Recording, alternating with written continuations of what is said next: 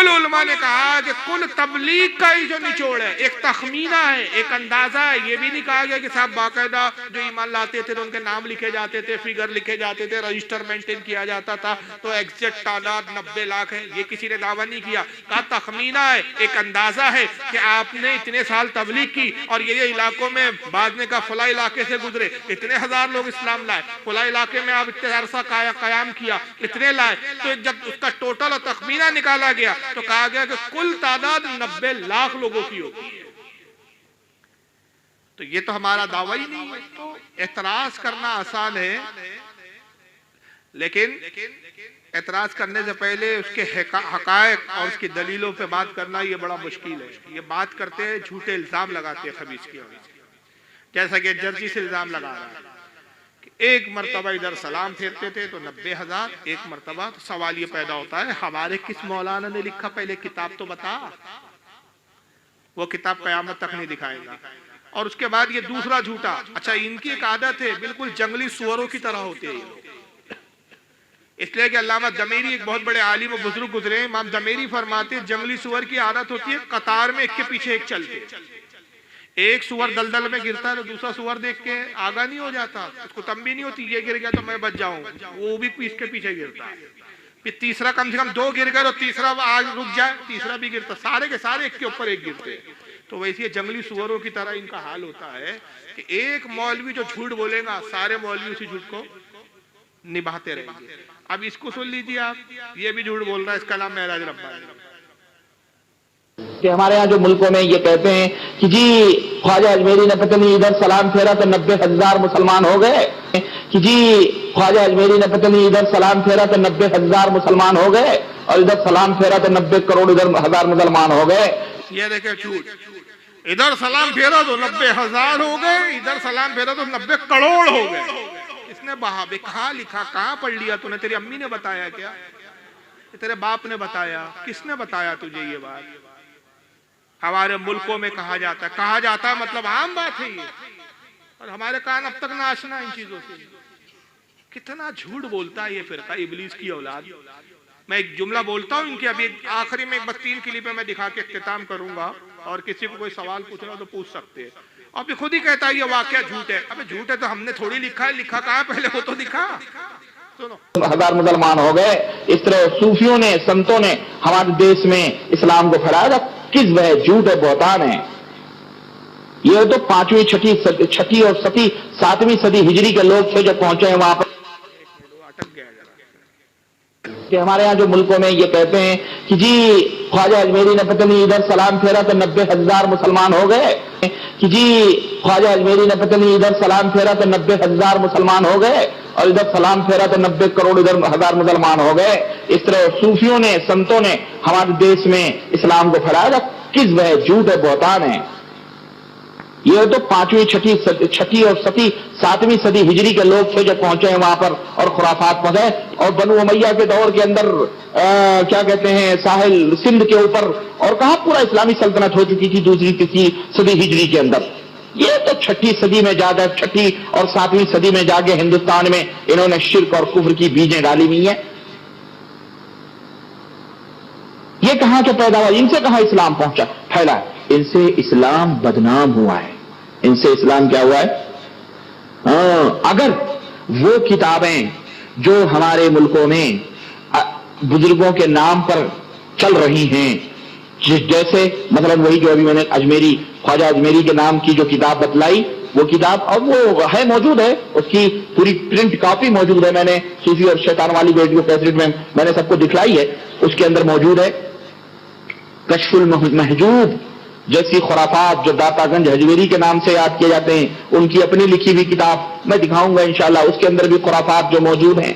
अगर ये अकीदे रखने वाले ये अकीदे वो रखते थे, और यकीनन ये उनकी किताबें हैं, अगर यकीनन उनकी ये किताबें हैं, तो हम तहरीर देख करके ये हुक्म लगाते हैं ये किसी मुसलमान मोमिन की तहरीर नहीं, बल्कि ये काफिर और मुशरिक की तहरीर है। समझ आई आपको? किसको काफिर और मुशरिक कह रहा है? करीम नवाज, दातागंज बख्श लाहौरी को, जिन्होंने दुनिया में इस्लाम दिया, ये उन्हीं को काफिर और मुशरिक कह रहा है, खबीस की। और इनकी औकात नहीं कि हमारे सामने बैठ जाए। कि हम तो वादा करते हैं कि खुदा की कसम जिस दिन तुम बैठ जाओ तुम्हारा पाजामा आगे से गीला और पीछे से पीला ना कर दे तो हमें बरेलवी ना कहना। लेकिन आज तक 12 साल 13 साल का अरसा होने को आया, इन सुअरों को ललकारते ललकारते जबानें खुश्क हो गई, मगर ये बेगैरतों की बेगैरती खत्म नहीं हुई। एक वीडियो कभी नहीं आता इनका कि हाँ हम बैठने के लिए तैयार है, बोलो कब बैठना है, कहाँ बैठना है, कौन सी तारीख को बैठना है। सिर्फ कौम को गुमराह कर रहे हैं। सऊदिया की खैरात और ज़कात पे इनकी परवरिश हो रही है, इनको अपनी सऊदिया की ज़कात और खैरात से मतलब। कहता शिर्क बीजे डाली है इन्होंने हिंदुस्तान में, इनसे इस्लाम बदनाम हुआ है। अरे बदनाम तो तुम खबीसों से मनुसों से हुआ है, हरामखोरों। इतना बदनाम हुआ कि तुम्हारा बाप जाकिर नाइक आतंकवाद का इल्जाम लगा फरार हो गया, भाग गया। पूरी दुनिया में इस्लाम को तुमने रुस्वा और बदनाम कर दिया कि तुम मनुष्यों ने बम रख रख के ऐसा तबाह किया इस्लाम और मुसलमानों को कि आज गैर मुस्लिम मुसलमानों को आतंकवादी बोलने लगते हैं तुम्हारी वजह से। वरना इन बुजुर्ग और सोफिया की वजह से तो इस्लाम को अमन पसंद मोहब्बत का मजहब कहा जाता है। तो बहरहाल एक तरफ सलाम फेरा तो 90 लाख, एक सलाम फेरा तो 90 करोड़ 90 हजार। क्या है बे, कौन सी किताब में कहा है, कुछ सिर्फ झूठ और लनफन के सिवा कुछ भी नहीं है।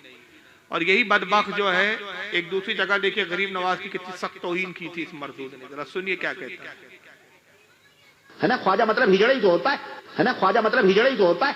आप देखें डिक्शनरी की किताब फिरोजुल लुगात में ख्वाजा के माने हिजड़ा बताया हुआ है, फिरोजुल लुगात में ख्वाजा के माने हिजड़ा बताया हुआ है। अब वो मुख्तलिफ कौमों में मुख्तलिफ माने हैं बहरहाल, लेकिन हमारे यहाँ ख्वाजा हिजड़ों ही को कहा जाता है, लेकिन हमारे यहाँ ख्वाजा हिजड़ों ही को कहा जाता है। चुनांचे हमारे यहाँ जो है अजमेर शरीफ में जो ख्वाजा गरीब नवाज हैं, अजमेर शरीफ में जो ख्वाजा गरीब नवाज हैं, अल्लाह की कसम बता रहा हूं, मुझसे तो बाकायदे उसने बयान दिया कि वो पूरे हिजड़े और हिंदुस्तान पाकिस्तान बांग्लादेश से ट्रेनें उनके लिए फ्री होती हैं। और ये रजब का महीना आ रहा है, ये आज जमात-उस-सानी है ना, ये रजब 6 रजब को उनका उर्स शुरू होगा और आज ही से भीड़ शुरू होगी और चारों तरफ से वो ढोले डफलियां लेके सारे हिजड़े वहां जमा होते हैं। और उनसे कहा जाए, तुम कहा जाए, तो कहते हैं कि जी हमारी ही कौम के लोग थे, हमारी ही कौम के हजरत थे, हमारी ही कौम के हजरत थे, हम ही नहीं, अगर उर्स में हाजिर होंगे तो हमारी बिरादरी के लोग हमें निकाल देंगे। हमारे यहाँ बॉम्बे भिवंडी में एक हिजड़ा था, वो ये बताता था, हमारे यहाँ बॉम्बे भिवंडी में एक हिजड़ा था, वो ये बताता था कि वो हमारे ही बिरादरी के थे। ये हिजड़े अपन बॉम्बे भिवंडी का एक हिजड़ा था, उसने इसको बताया कि ख्वाजा साहब के यहाँ जो हिजड़े जाते हैं वो हिजड़े इसलिए जाते हैं जो कहते ख्वाजा साहब हमारी कौम में से।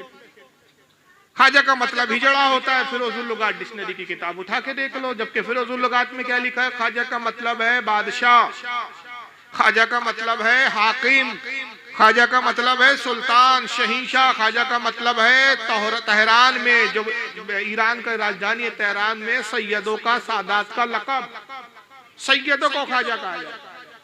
ख्वाजा का मतलब होता है आका, ख्वाजा का मतलब होता है अमीर व कबीर, ख्वाजा का मतलब होता है साहिब खाना।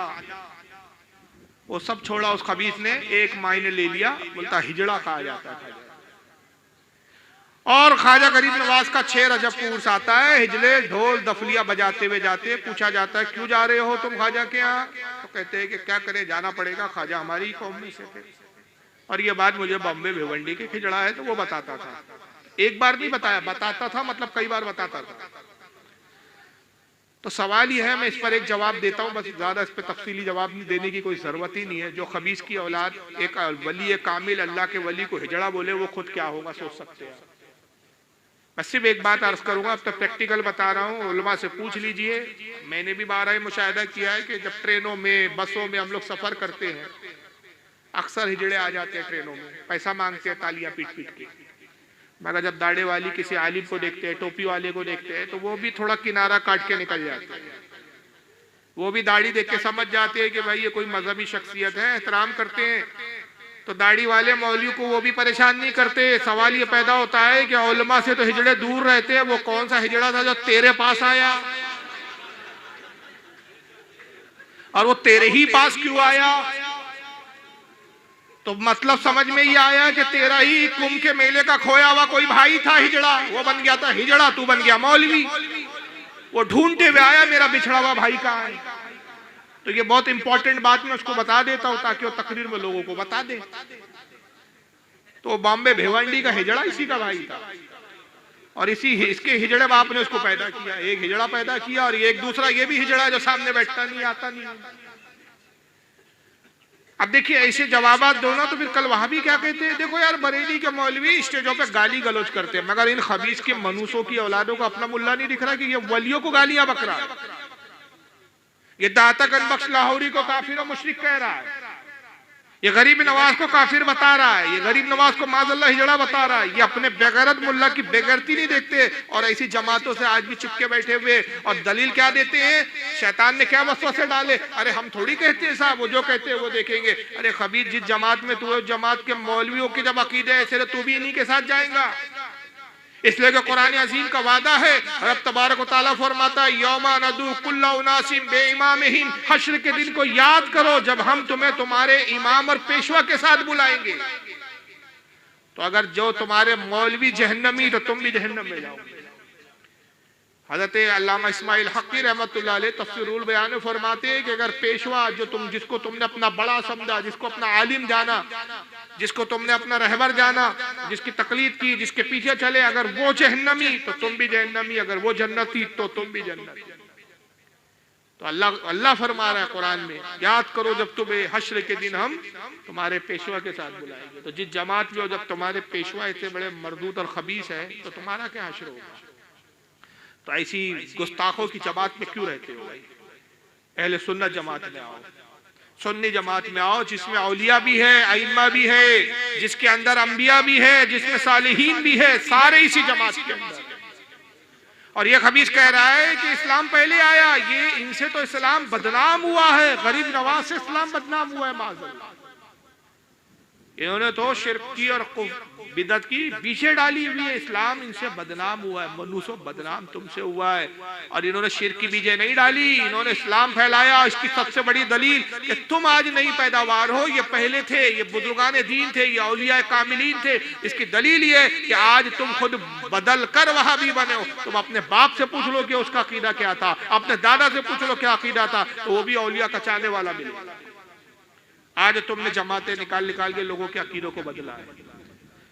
तो बहरहाल आपके इलाके में अल्लाह का शुक्र है कि ये दलिद्दरी और ये मनुसियत नहीं है, ये नजासत से आपका इलाका कम से कम पाक है। इतराफ में भले ही आपके इस तरह के लोग हो, आज का ये जलसा दिखाने और बताने का मकसद यही था कि इनके शक्लों को पहचानो, इन्हें जानो और समझने की कोशिश करो कि जो अताए रसूल, शहजादे रसूल, नबी की औलाद का एहतराम ना कर सके, जो यजीद के तरफदार हो, वो कभी हक पर हो सकते हैं नहीं। इनके चेहरों को पहचानने की जरूरत है। इनकी नमाजों को नहीं देखना है हमें, इनके इबादत खानों को नहीं देखना, इनकी मस्जिदों को और इनकी अजानों की शिरनी और चाशनी वाली जबानों को नहीं देखना, इनके अकीदे को देखना है। याद रखिए, अल्लाह ताला चेहरों को नहीं देखता, अल्लाह ताला तुम्हारी जबानों को नहीं देखता, अल्लाह ताला तुम्हारे दिल के तकवे और परहेजगारी को देखता है। और परहेजगारी क्या है? अल्लाह ये चाहता है कि उसके नबी का एहतराम दिल में हो, उसके औलिया का एहतराम दिल में हो। सही बुखारी की हदीस है, आका फरमाते कि रब इरशाद फरमाते हैं हदीस कुदसी में, हदीस कुदसी है कि जिसने मेरे वली से दुश्मनी ली, अल्लाह फरमाता है मैं उससे ऐलान जंग करता हूं। तो औलिया की गुस्ताखी अल्लाह से ऐलान जंग है। और याद रखिए, जो अल्लाह से ऐलान जंग करे वो कभी कामयाब और फला नहीं पा सकता, कामयाब नहीं हो सकता। तो ऐसी जमातों से, ऐसे लोगों से बचने की जरूरत है। अल्लाह ताला से दुआ है कि आज की इस बज़्म को कबूल फरमाए, जो कुछ भी बयान हुआ उस पर अमल की तौफीक अता फरमाए। बताने, कहने और सुनाने में कोई लर्जिश और गलती हो अपने फजल करम से माफ़ फरमाए। किसी को कोई सवाल या एतराज़ करना हो